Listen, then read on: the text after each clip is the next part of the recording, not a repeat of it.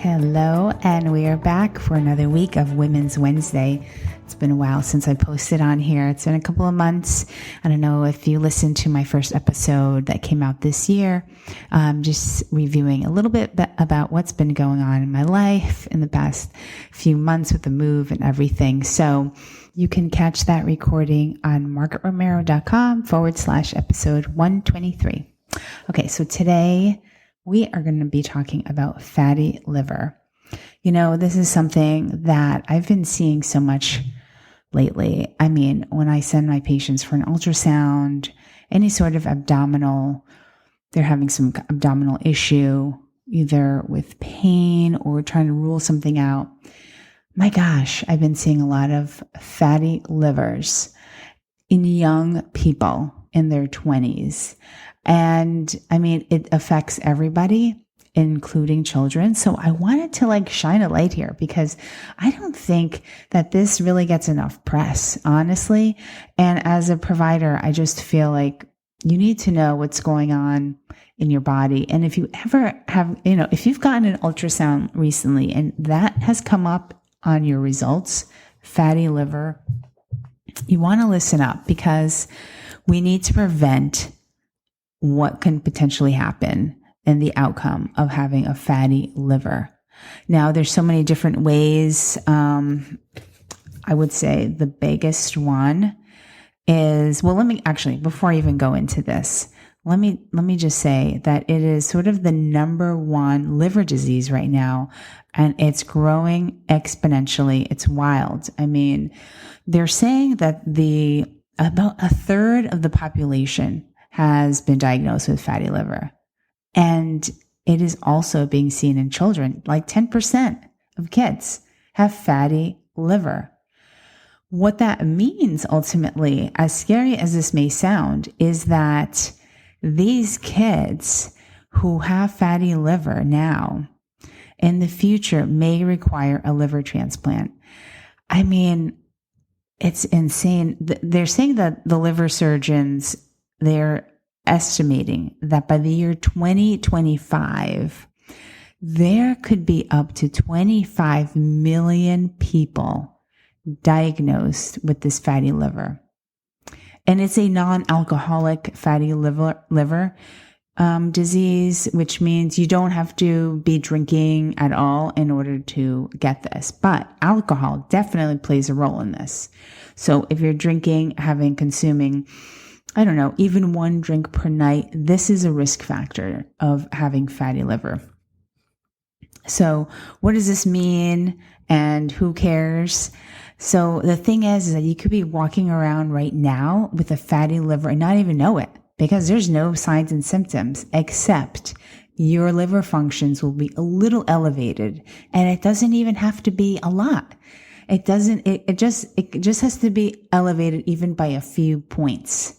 And sometimes, you know what, we get these results in, and I think that if it's not high enough, it sort of gets brushed aside, no big deal.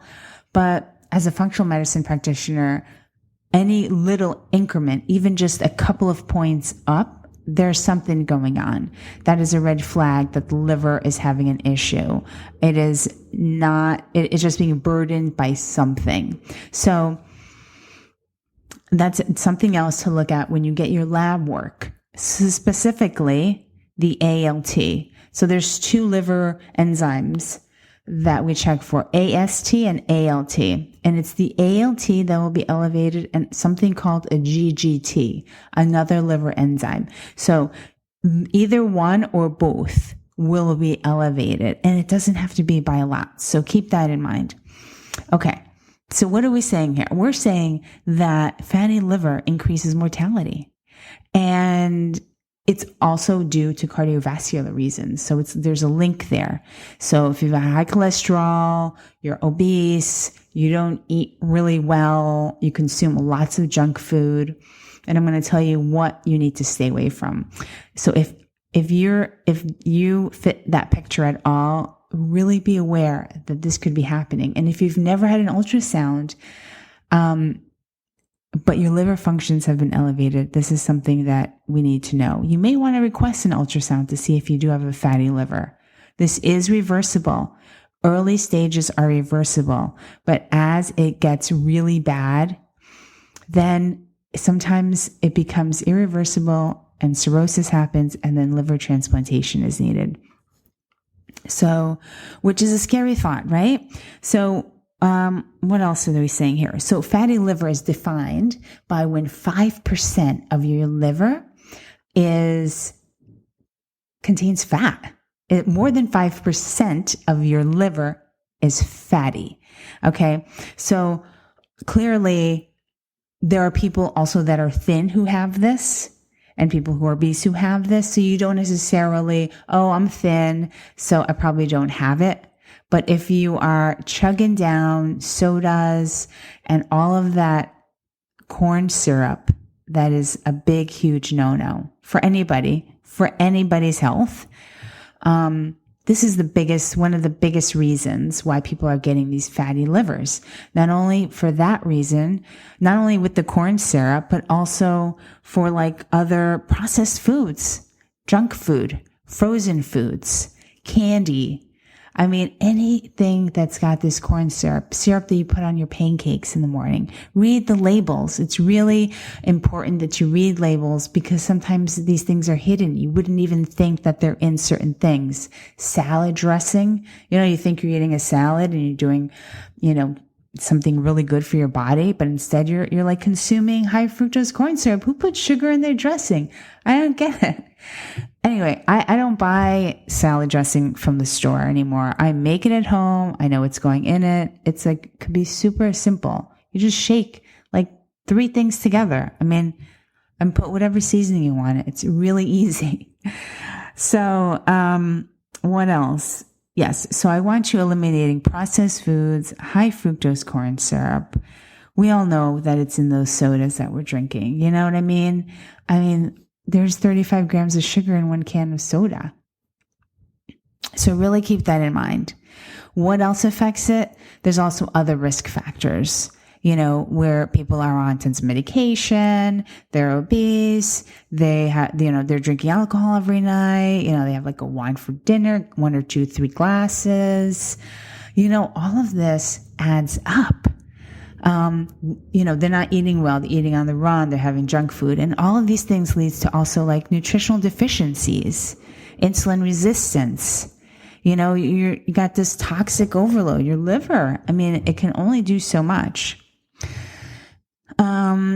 What can we do about it? So, first things first, you got to eliminate these things from your diet.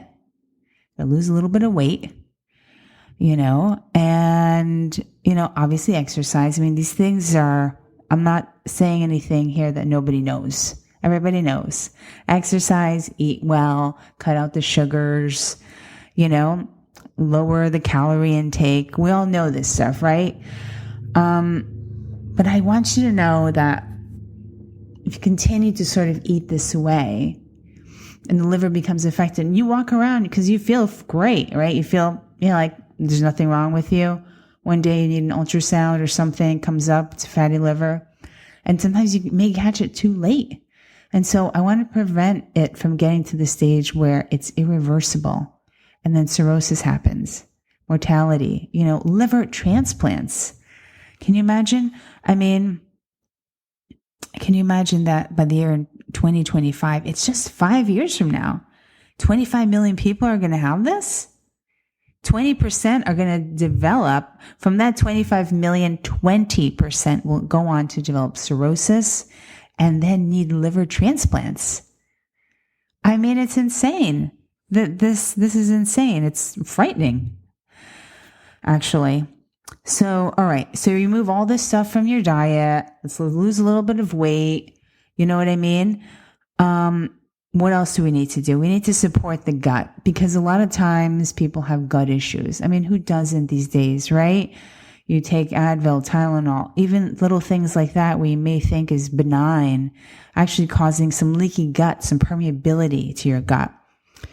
And then that leads to like nutritional deficiencies and all kinds of things, inflammation. The list is long. So we want to support the gut. You want to be able to team up with someone that's going to do some stool testing, figure out what's going on with your gut. If you're having some gut issues, you're overweight, you're not really eating well, you don't really know what to do. You can't do all of this on your own. You need some really good testing. You need to figure what's going on in your body. Probiotics are great. Omegas, vitamin D.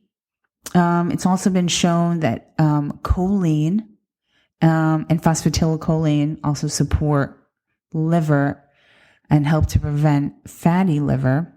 Glutathione, great antioxidant, great detoxifier. I love it. I give it in my office to my patients as IV push periodically. It's great. I mean, I think that's the best thing. If you don't have glutathione, it also comes in oral forms. They're not the best, but you can find liposomal forms that gets absorbed a little bit better orally. If not, listen, there's so many providers everywhere that do IV infusions. I mean, but you don't want to do an IV, but then continue to eat like that, or have parasites and then just think that, getting IV infusions is going to cure everything. It's an additional thing, but we need to find out what's going on in the gut to begin with. Parasites, bacteria, all kinds of things, worms, and you won't even know what's in people's bodies, because even I had them. On my travels, I eat raw fish, not anymore. Sushi galore, not anymore. So trust me, if you think you don't have a parasite, you're probably wrong. I hate to say it. I don't mean to be scare you, but it's the real truth. They're parasites in people's bodies, and they're walking around and they don't even know it. So get tested for sure. And then we can at least support the body, because there's lots of things to heal the gut. Get rid of that leaky gut. Okay. And then that's when you can start getting IV vitamin infusions if you want, glutathione pushes, get on some really good supplements. Don't get this stuff from regular pharmacy down the street. No, never do that. Look at any label. If you have a vitamin right now that you got from some local pharmacy, look at the label. And if there are colors like red, number, whatever, blue, yellow, number, whatever, no, it's garbage. These are all preservative things. We don't want this in our vitamins.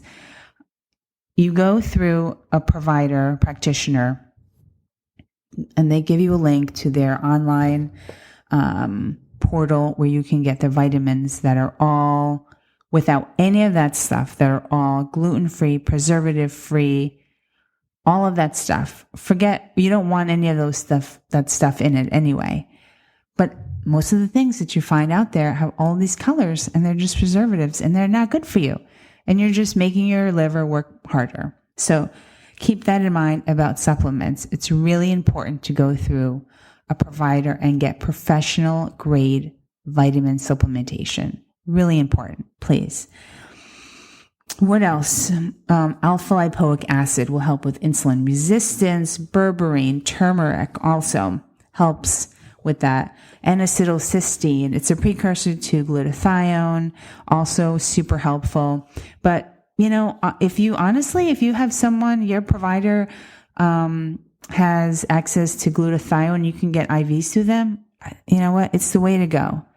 I recommend this. So I've been wanting to talk about fatty liver for a while now. And I want to just give you a heads up. Listen, you got to stop eating all that high fructose corn syrup. If you've had an ultrasound, or request one, maybe you've been having some issues or not feeling great or having pains here, there, and the, abdominal issue, order an ultrasound. Check out your liver. Are your liver functions elevated? See your doctor. Get a liver panel done. Ask for GGT. If anything's elevated, you got problems. But you know what? You can totally solve all of them by what you put in your mouth and how well you're detoxifying, and also by supporting your body in a way that it needs getting really good testing and finding out if you've got parasites or what's going on. Do you have leaky gut syndrome? Intestinal permeability. Really important, because you know what? Even if you buy the most expensive supplements and you start taking them, if you've got permeability in your intestinal lining, it's going to be the most expensive urine that you're creating. You're not able to absorb it. So really important to find out what's going on.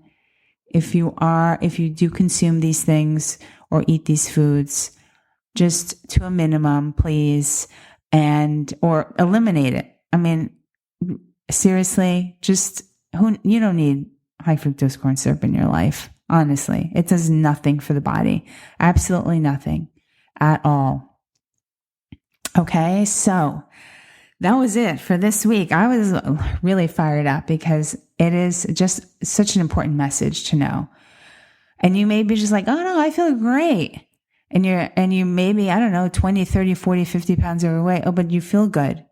But the thing is, you don't know what's going on in your liver and how it's struggling every day to get you through toxins, dealing with all this, that, and the other. Not only the foods that you're eating and the things that you're consuming, but environmentally. I mean, pesticides and all this stuff. And when you go outside, when you fly in a plane, and all the toxins that you're surrounded with, that you breathe in, things that go in your skin, stuff, all the lotions, and oh my God. I mean, I can go on and on about this. Well, you really have to support that liver if it's going to get you through the rest of your life. So think about that. If you have any questions, please reach out to me. I'd love to help you in any way, shape, or form. So love to you all. Thank you so much for listening this week, and coming back to you with some more Women's Wednesday. Love you all. Talk to you soon. Bye for now.